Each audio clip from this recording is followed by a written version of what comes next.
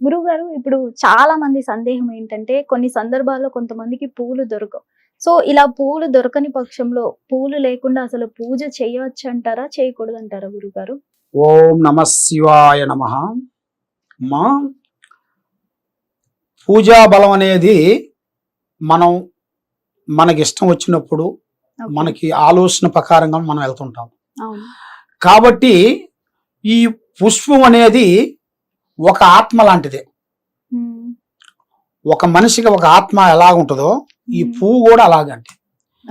ఆ పువ్వు భగవంతుడికి పెట్టేది ఏంటంటే మన ఆత్మని స్వామి దగ్గర మనం పెట్టి పూజిస్తుంటాం. ప్రతి ఒక్క దేవుళ్ళలో గుళ్ళల్లో ప్రతి ఒక్క విగ్రహానికి ప్రతి ఒక్క పటానికి మనం ముఖ్యంగా ఏమిట్రా అంటే ఒక పూతోనే మనం పూజా కార్యక్రమం చేస్తుంటాం. అది ఎందువల్ల అంటే మన ఆత్మ ఆయన దగ్గరికి చేరాలి. మన పువ్వు ఆయన దగ్గర మనం పెట్టినప్పుడే మన ఆత్మ అనేది ఆయన దగ్గరికి చేరుతుంది. కాబట్టి ఒక టైములో మరి ఆ పుష్పం లేని టైములో మరి ఆ పువ్వు లేకోకుండా మనం పూజిస్తే ఎలా ఉంటది, మరి అది ఆ పూజకి అది ఫలిస్తుందా లేదా అన్నట్టుగా చాలా మందికి చాలా సందేహాలు ఉన్నాయి. కాబట్టి ఇప్పుడు మనం ఒక వనములో పోయినప్పుడు కొన్ని పూలు దొరుకుతాయి, కొన్ని పూలు మనకు దొరకవు. ఆ దొరకని టైంలో మనం ఏం చేస్తామంటే మన దగ్గర ఉండాల్సిన పసుపు కుంకుమ కొబ్బరికాయ వస్తువులు తీసుకొని వెళ్ళి అక్కడ మనం పసుపు కుంకుమ వేసి మన ఊదిబత్తి ముట్టించి కొబ్బరికాయ కొడితేనే అది శాంతం అయిపోతుంది. అంటే ఆ పువ్వు పెట్టినంత విలువ. నువ్వు పువ్వు పెట్టినా ఒకటే, నువ్వు కొబ్బరికాయ కొట్టి పసుపు కుంకుమ వేసి ఊదిబత్తి ముట్టించినా ఒకటే. అదే విధంగా అలాగ మనకి లేకోకుండా పూలు లేకోకుండా పూజ చేకోకుండా ఉంటే మరి ఇది కరెక్ట్ కాదు అన్నట్టుగా చాలా మందికి చాలా సందేహాలు ఉన్నాయి. కాబట్టి అలా సందేహం పడాల్సిన పనేం లేదు. మనం హృదయంతోని మనం పూజించాలి గాని ఆయనకు మనకు జనాలందరూ పూజ చేస్తున్నాడు అని మనం చేసేది కాదు కదా. మన ఇష్టంతోని మన నమ్మకమే మనకి ఇంపార్టెంట్. మన నమ్మకం లేనిది మనకు భగవంతుడు ఎదురొచ్చినా కూడా మనం నమ్మం. అలాగా మనం నమ్మకంతో మనం ఏది చేసినా కూడా ఆ నమ్మకంతో భగవంతుడిని మనం పూజించినట్టుకైతే దానికి ఆత్మ పరమాత్మ అనేది కలుసుకుంటాయి. అది చేసిన దానికి మనం చేసిన ఒక భక్తి పూజా బలానికి అనేది ఆ భగవంతుడు మనకి ఏదో ఒక విధంగా కరుణిస్తాడు. కాబట్టి దానివల్ల ఇది లేదు అనేది ఫీల్ పడాల్సిన పనేం లేదు. ఆ టైంలో లేనప్పుడు మనం అది పూజించవచ్చు. దానికి ఏం ఇబ్బందికరమైన సమస్య ఏం లేదు.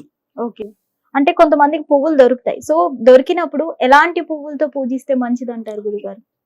అయితే అమ్మా ఇప్పుడు అమ్మవారికి కొన్ని పూలు ఉంటాయమ్మా, ఎరుపు పూలు ఉంటాయి. తర్వాత ఒక్కొక్క దేవుడికి ఒక్కొక్క విధమైన పువ్వు అనే ఉండదు, అన్ని ఏ పువ్వు అయినా ఒకటే. కాబట్టి ఎక్కువగా ఎరుపు అనేది అమ్మవారికి చేస్తుంటారు, మిగతా పూలు అనేది స్వామికి చేస్తుంటారు. అదే విధంగా ఈ పువ్వు ఈ స్వామికే పెట్టాలి, ఈ పువ్వు ఇలాకే ఇవ్వాలి అన్నది ఉండదు. నీకు ఇందాక చెప్పాను కదమ్మా, ఒక పుష్పం అనేది ఒక ఆత్మ లాంటిది. అది ఏ పువ్వు అయినా గాని మన భగవంతుని మనసులో అనుకొని మనం పెట్టినట్టుగైతే అది తప్పకుండా విజయవంతం అనేది అవుతుంది, మనకి మనశ్శాంతి కలుగుతుంది. గురుగారు ఇక్కడ మీరు ఇందాక చెప్పినట్టు పువ్వు దొరకని పక్షంలో కొబ్బరికాయ అన్నారు కదా, మరి కొబ్బరికాయ కూడా దొరకని పక్షంలో ఏం చేయాలంటారు? కొబ్బరికాయ దొరకని టైంలో పసుపు కుంకుమ వరకు కంపల్సరీ వేయాలి. పసుపు కుంకుమ పసుపు కుంకుమ అనేది మనకి చాలా ఇంపార్టెంట్ అమ్మా. ఆ పసుపు కుంకుమ అనేది మనకి చాలా పవర్ఫుల్ అయినవి. ఆ పసుపు కుంకుమ వేస్తేనే అది ఒక జీవకళ అనేది వచ్చేస్తుంది. అంటే గురువు గారు మనం ఎంత పెట్టి చేస్తే అంతే ఫలితం వస్తుంది అంటారు కదా, ఇలా దొరకని పక్షంలో ఇలా చేయాల్సి వస్తుంది, అప్పుడు కూడా అంతే ఫలితం దొరుకుతుంది? అయితే అమ్మా నువ్వు అన్న ప్రశ్న కరెక్టే అమ్మా. ఇప్పుడు ఎంత చేస్తే మనకి భగవంతుడు ఎంత ఇస్తాడు? మనకి ఒక గంపెడు పూలు ఇస్తే మనకి గంపెడు ధనం ఇస్తాడా, లేదా 2 పూలు ఇస్తే మనకి 2 డబ్బులు ఇస్తాడా అనేది ఉండదమ్మా. కాబట్టి మనకి మనసుతోని మనం పూజించి మన ఆత్మతో మనం పూజించినట్టుగైతే ఓకే. మనకు తప్పకుండా ఉమ్, ఆ భగవంతుడు అనేది మనకి అన్ని విధానాల మనకు కరుణిస్తాడు. ఓకే. ముందు ఆత్మ శుద్ధి లేనిది ఉమ్, నువ్వు ఎన్ని పూజలు చేసినా కూడా ఏమి లాభం అమ్మా? ఉమ్, ఆత్మ శుద్ధి ఉంటేనే ఉమ్, మైండ్ బాగుండాలి, ఆత్మ శుద్ధిగా ఉండాలి. పట్టు వస్త్రం కట్టంగానే పతివిత కాదు ఓకే. అమ్మా, ఉమ్, జంజం వేయంగానే బ్రాహ్మడు కాదు. ఓకే. అది ఆ విధంగా ఇప్పుడు మనకి అన్ని తెలిసినా కూడా చాలా మంది తెలియనట్టుగా ఉంటారు. అవును. ఎందువల్ల?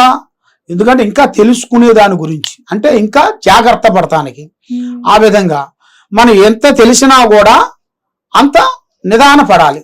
ఓకే. అది కాబట్టి ఆ భగవంతుడు అనేది మనం మనస్ఫూర్తిగా ఆలోచన చేసి మనం చేసినట్టుగైతే తప్పకుండా ఉమ్, ఆ భగవంతుడు అనేది మనకి అన్ని విధానాలుగా మనకి కరుణిస్తాడు. కాబట్టి మన మీద కొన్ని గ్రహాలు కొన్ని ఉంచుకొని, ఓకే. గ్రహాలు అంటే కొన్ని కొన్ని పూజలు ఉంటాయమ్మా. ఉమ్, మనం పోతూ పోతూ కొన్ని నిమ్మకాయలు దాడుతాం. అవును. అది ఎవరో పూజా బలం చేసిన నిమ్మకాయలు. ఉమ్, తర్వాత అక్షంతలు. ఉమ్, అక్షంతలు వాళ్ళు కొంతమందికి పెళ్లిళ్ళు కాని వాళ్ళకి, వాళ్ళ ఇంట్లో మనశ్శాంతి లేని వాళ్ళకి కొబ్బరికాయ, పసుపు, కుంకుమ, నిమ్మకాయ వాళ్ళ మీద నుంచి దిగదూర్చి 3 బాటల సవరస్తా గాని రోడ్ల మీద వేసి వెళ్ళిపోతుంటారు. ఓకే. అది మనకి తెలియక అనుకోకుండా దాడుతుంటాం. ఓకే. ఆ దాటిన ఆ ఎఫెక్ట్లు కూడా మనకు తగులుతుంటాయి. ఉమ్, దానివల్ల మన పూజా బలాలు కూడా చేయలేము. ఓకే. దానివల్ల మనకి ఈ ఎఫెక్ట్ ఉన్న దాని వల్ల ఉమ్, మనకి మంచి రూట్ లో పోవాల్సింది మంచి రూట్ లో పోకోకుండా చెడు రూట్ లో వెళ్ళిపోతుంటాం. ఉమ్, ఎవరన్నా మనకి చెడుగా రమ్మన్నారు అనుకోండి, ఆ ఆలోచనలోకి వెళ్ళిపోతుంటాం. కానీ ఉమ్, ఒక మంచి ఆలోచనలోకి అనేది పోబుద్ది కాదు.